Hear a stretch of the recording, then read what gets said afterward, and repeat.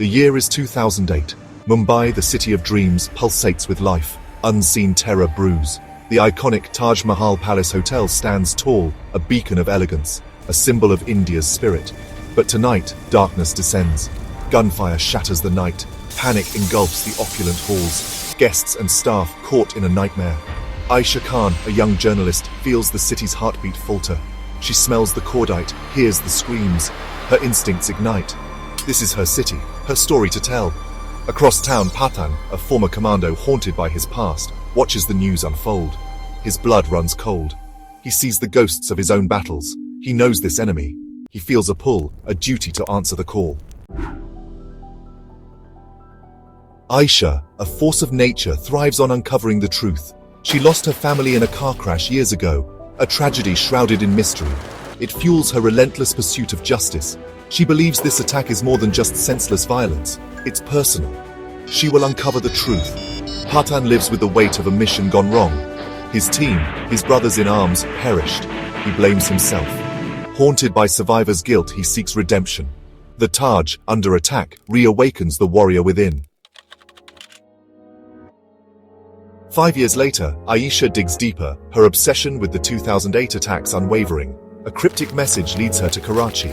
She follows a trail of whispers, coded messages, and shadowy figures. She stumbles upon a hidden archive, a treasure trove of documents, among them a faded photograph. It shows a group of men, their faces obscured, except for one. His eyes, cold and calculating, stare back at her. The inscription on the back sends chills down her spine. Culpa.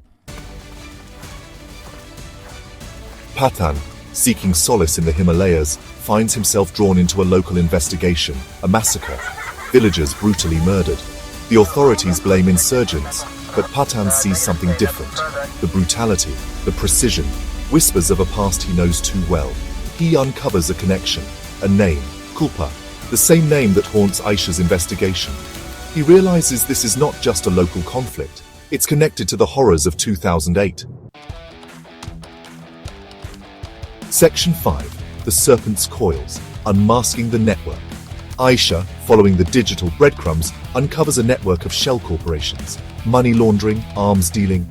The tendrils reach deep into Mumbai's underworld and beyond. She finds a name, Zara Mirza, a ruthless businesswoman with a shadowy past. Pathan, his investigation leading him down a similar path, arrives in Mumbai. Their paths collide.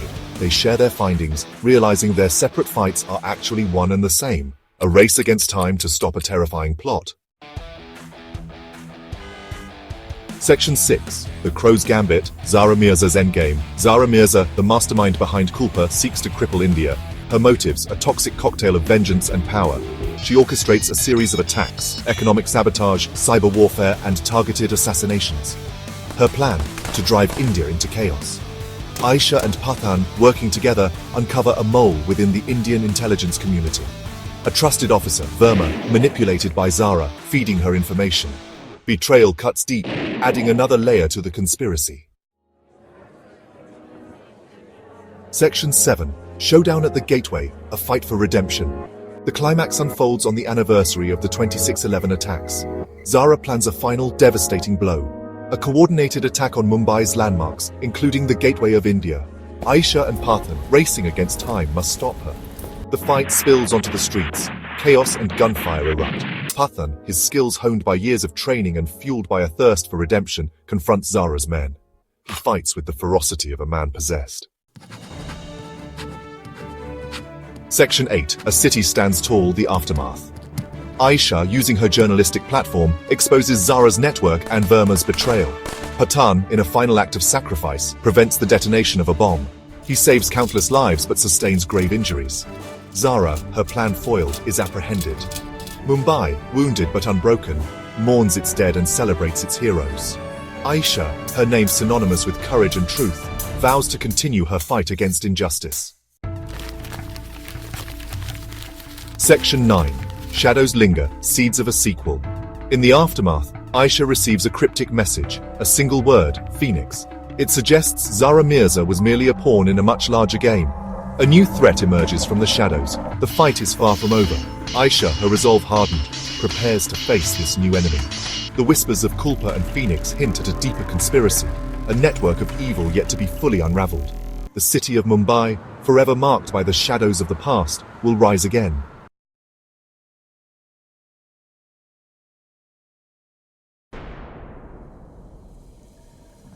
Gunfire, screams, chaos. The Taj Mahal, a monument to love, became a war zone. The year was 2008. Terrorists stormed Mumbai. Among the terrified tourists was Ayesha Khan, a young woman on vacation with her brother, Major Samir Khan, an Indian army officer. He pushed her towards safety, a frantic whisper, "Find the Ankh, Ayesha, it's the key." Then an explosion. The world went white. When Ayesha opened her eyes, her brother was gone. The Ankh, a mysterious symbol he'd mentioned, was clutched in her hand. It was cold, heavy, and pulsed with an unknown energy. Her journey had begun. Ayesha, a skilled hacker, dove into the digital underworld. She tracked her brother's last known location to a server belonging to Rohan, a ghost in the system. He was the architect of the Mumbai attacks, a shadowy figure known only as the Third Crow. As Ayesha dug deeper, she uncovered a chilling plot, Phase 3. Rohan planned to unleash a deadly toxin, a secret concoction hidden within the Mughal-era monuments scattered across India. These architectural marvels, testaments to a glorious past, now held the key to unimaginable destruction. Ayesha's pursuit of Rohan led her across India. From the crowded ghats of Varanasi to the high-security corridors of Raw headquarters, she followed a trail of cryptic clues and near-death encounters. Each step brought her closer to Rohan, and each encounter revealed a little more about the man behind the mask. He was a phantom, always one step ahead, yet his actions hinted at a hidden pain, a score to settle. Was he driven by vengeance or ideology? Ayesha needed to know. Lives were at stake. The clock was ticking. Rohan's plan was in motion. Ayesha found herself at the heart of it, a pawn in a deadly game she didn't fully understand. She had to make a choice, trust her instincts and confront Rohan alone, or risk everything by bringing in the authorities. She chose the former. At the Taj Mahal, where her nightmare began, Ayesha came face to face with Rohan. The air crackled with tension. He held a vial, the deadly toxin shimmering within. A struggle ensued. Gunfire erupted. In the chaos, a shot rang out. Rohan lay still. Ayesha had stopped him, but at a cost. The summit between India and Pakistan, a beacon of hope in the aftermath of the attacks, was in ruins. Veena Kapoor, the Pakistani diplomat who championed peace, lay dead, a victim of the very violence she dedicated her life to ending. Standing on a rooftop in Delhi, Ayesha watched the sunrise. Justice had been served, but at what price? Rohan was gone, but the Third Crow's network remained. The fight was far from over.